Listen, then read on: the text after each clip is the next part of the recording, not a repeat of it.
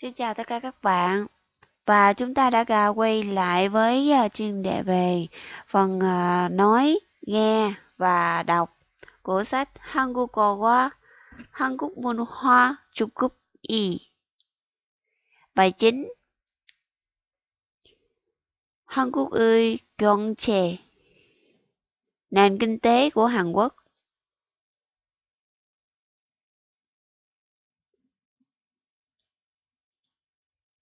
말하기,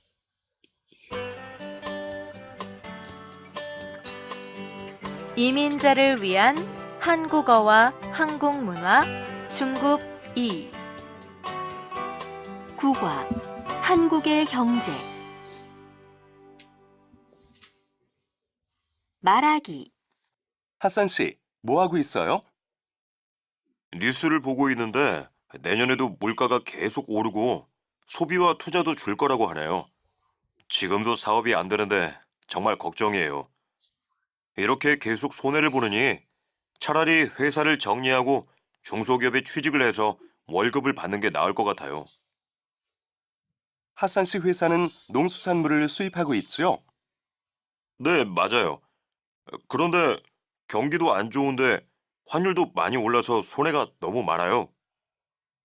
압둘라 씨는 수입을 줄이고 수출을 늘리더니 돈을 좀 벌었대요. 핫산 씨도 그렇게 해보는 게 어때요? 좋은 정보네요. 내일 압둘라 씨를 한번 만나봐야겠어요. Hasan, đang làm gì thế? Mình xem thời sự, thấy bảo là sang năm vật giá vẫn tiếp tục tăng trong khi đầu tư và mức tiêu thụ sẽ giảm này. Giờ việc kinh doanh cũng không tốt cho lắm, thật đáng lo. Cứ tiếp tục thua lỗ thế này thì thà thu xếp công ty rồi đi làm thuê ở công ty vừa và nhỏ rồi nhận lương có khi còn tốt hơn đấy. Công ty của Hasan đang nhập khẩu hàng nông thủy sản đúng không? Đúng vậy, nhưng kinh tế khó khăn, tỷ giá lại lên cao nên bị lỗ nhiều lắm. Abdullah bảo là đã giảm nhập hàng vào và tăng năng suất và tăng lượng suất đi rồi, cũng kiếm được ít tiền đấy. Hasan cũng là thử vậy xem sao. Thông tin này hay đó, mai mình phải thử gặp Abdullah mới được.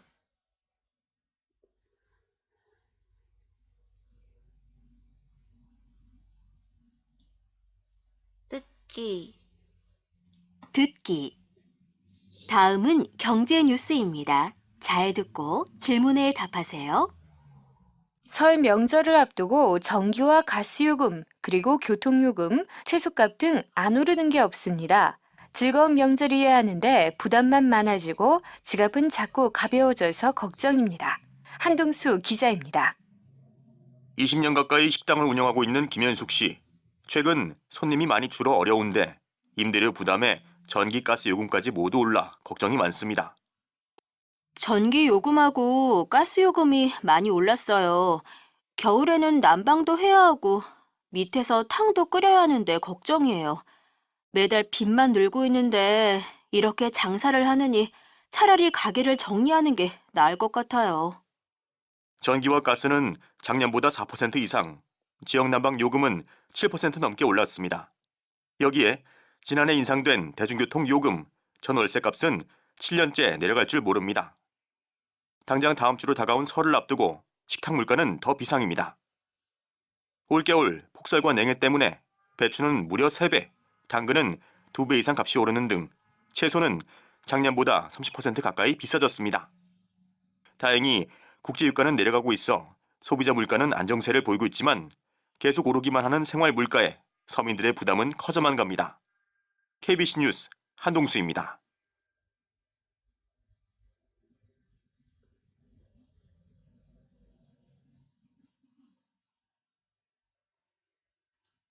읽기,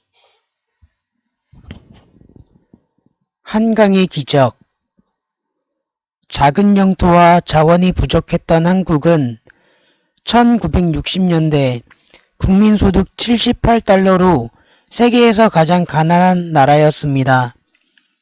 하지만 현재 한국은 국민소득 2만 달러, 세계 10위권의 무역 거래량을 가진 나라로 발전했습니다. 이러한 한국의 약 50여 년 만에 급격한 경제 성장을 세계에서는 한강의 기적이라고 합니다. 현재 한국은 조선업계 세계 1위, 반도체 매출 세계 1위, 세계 최대의 IT 강국 등 세계 최고의 기술을 가진 나라입니다.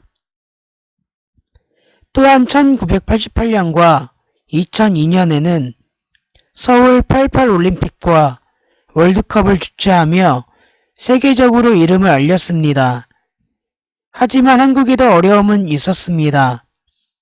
90년대 외국에서 무리하게 돈을 빌려 투자하는 바람에 1997년 말 외환 위기가 발생했습니다. 정부는 이 위기를 해결하기 위해 1997년 12월 국제통화기금 IMF에서 돈을 빌렸고 한국은 IMF의 관리를 받는 나라가 되었습니다.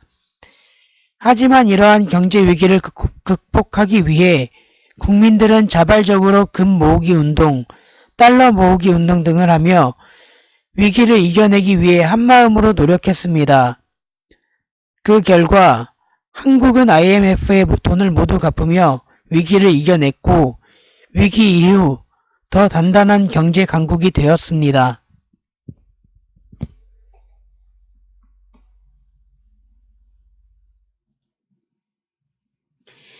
Kỳ tích sông Hàn. Một đất nước có tài nguyên và lãnh thổ hạn hẹp, Hàn Quốc đã từng là đất nước nghèo nhất thế giới với thu nhập đầu dân là 78 đô la vào những năm 1960. Tuy nhiên, hiện tại Hàn Quốc đã phát triển thành đất nước có lượng giao dịch thương mại đứng thứ 10 thế giới, với thu nhập đầu người là 20.000 đô la.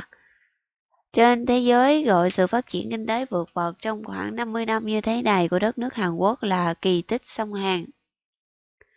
Hàn Quốc hiện nay là đất nước đang sở hữu những kỹ thuật tốt nhất thế giới như cường quốc IT, đứng đầu thế giới, số 1 thế giới về bán mạch bán dẫn, số 1 thế giới về ngành đóng tàu. Ngoài ra còn tổ chức Olympic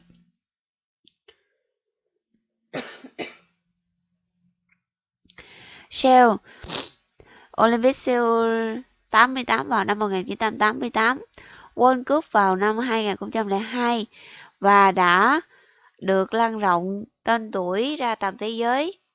Tuy nhiên, Hàn Quốc cũng đã gặp khó khăn vào thập niên 90 do mượn tiền quá mức từ nước ngoài để đầu tư mà đã phát sinh khủng hoảng tài chính vào cuối năm 1970.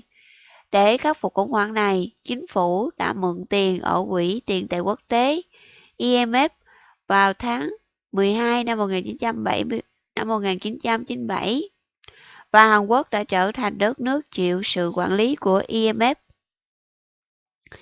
Nhưng để khắc phục khủng hoảng kinh tế này, người dân đã cùng vận động tự nguyện gom đô la, gom vàng đã nỗ lực hợp sức để chiến thắng khủng hoảng đó.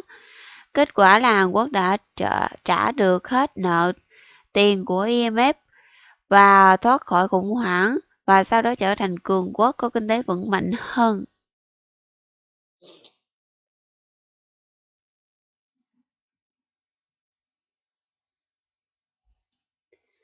Bài đọc cuối bài.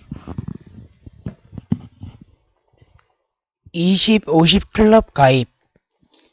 2012년 한국은 세계에서 7번째로 20-50 클럽에 가입했다. 여기에서 20은 선진국 진입의 기준이 되는 1인당 국민소득 2만 달러, 50은 인구 5천만 명을 의미하는데 이는 한 국가가 높은 수준의 국가 경쟁력을 갖추기 위해서는 국민 경제 규모의 기준이 되는 1인당 국민소득과 함께 적정선의 인구 경쟁력도 갖추어야 한다는 의미다. 실제 인구가 많으면 국민소득이 적고 국민소득이 높으면 인구가 적은 경우가 많아 한 국가가 이 두 가지 조건을 만족하기는 쉽지 않다. 이렇듯 국민소득 2만 달러, 인구 5천만 명이 넘는 나라는 세계에서 일본, 미국, 프랑스, 이탈리아, 독일, 영국, 그리고 한국이 유일하다. 한국이 20-50 클럽이 되었다는 것은 어떤 의미일까? 과거 1950년대 외국의 도움이 없이는 설 수 없던 가난한 나라가 이제는 힘이 있는 나라가 되었음을 의미한다. 한국의 20-50 클럽 가입은 선진국 대열 진입의 청신호로 보고 있다.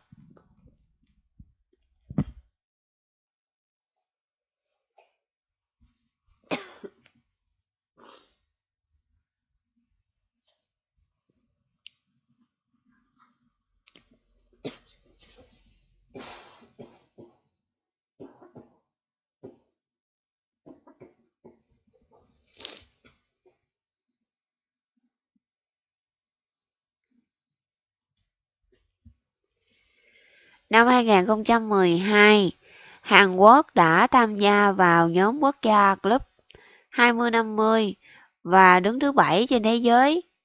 Ở đây 20 là thu nhập quốc dân, 20.000 đô la trên một người được coi là tiêu chuẩn xếp vào nước tiên tiến. 50 có nghĩa là dân số 50 triệu người và đây còn có nghĩa là để một quốc gia có sức cạnh tranh quốc gia ở mức độ cao thì phải có sức cạnh tranh về dân số phù hợp cùng với thu nhập quốc dân theo đầu người đạt tiêu chuẩn quy mô kinh tế quốc gia. Thực tế có nhiều trường hợp dân số nhiều thì thu nhập quốc dân thấp và thu nhập quốc dân cao thì dân số thấp. Một số quốc gia mà thỏa mãn cả hai điều kiện này thật không dễ dàng. Những đất nước có thu nhập quốc dân 20.000 đô la và dân số hơn 50 triệu người như thế này trên thế giới chỉ có Nhật Bản, Mỹ, Pháp, Ý, Đức, Anh và Hàn Quốc. Việc Hàn Quốc nằm trong nhóm 20-50 có ý nghĩa thế nào? Nó mang ý nghĩa là Hàn Quốc từng là một đất nước nghèo nàn, không thể sống nổi nếu không có sự trợ giúp từ nước ngoài vào những năm 1950. Trong quá khứ thì nay đã trở thành đất nước có sức mạnh. Việc gia nhập nhóm quốc gia 20-50 đang cho thấy tín hiệu xanh để tiến vào hàng ngũ những nước tiên tiến phát triển.